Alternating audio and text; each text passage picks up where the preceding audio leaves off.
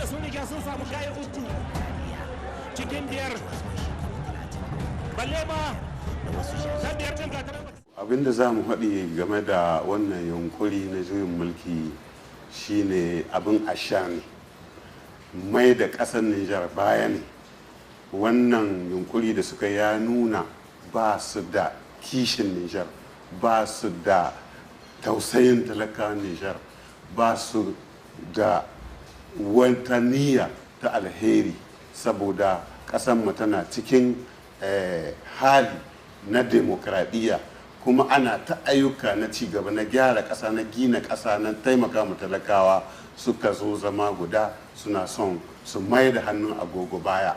Saboda haka mun yi Allah waddai da wannan yunkuri nasu, mun yi tir da shi, kuma ba za mu yarda ba da wannan.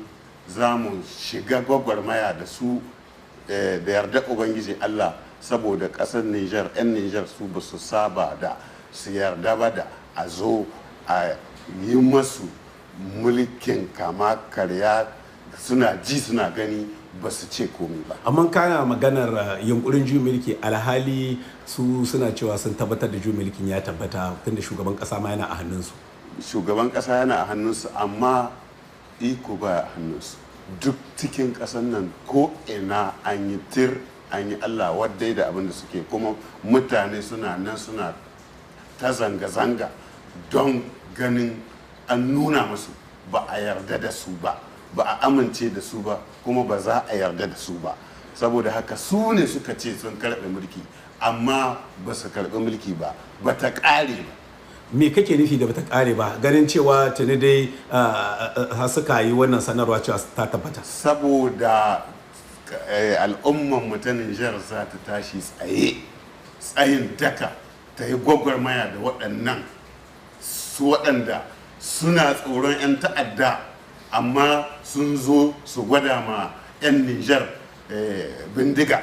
Alhali 'yan Nijar su suka sai masu bindiga da kuɗin lanwansu, suka ba su don su kare mutuncinsu.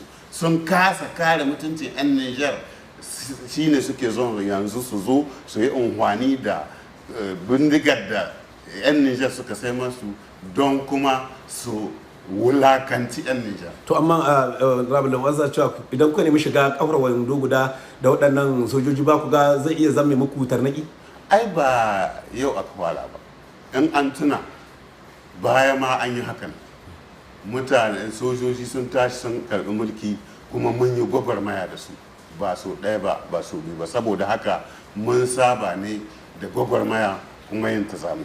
Na'am, yanzu kuna cewa jama'a sun hito suna zanga-zanga, kuna ga tana iya sa zanga-zanga, ganin cewa su ma ana batun ma waɗansu za su fito su yi zanga-zanga goyon baya gare su? A to ai sai ga hili ga muna da ra'ayoyinku a kowace option. Muna roƙon kuma ku zara mana alamar subscribing da ƙarawar sanarwa ko S abone domin samun sababbin shirye-shiryen da zarar mun dora.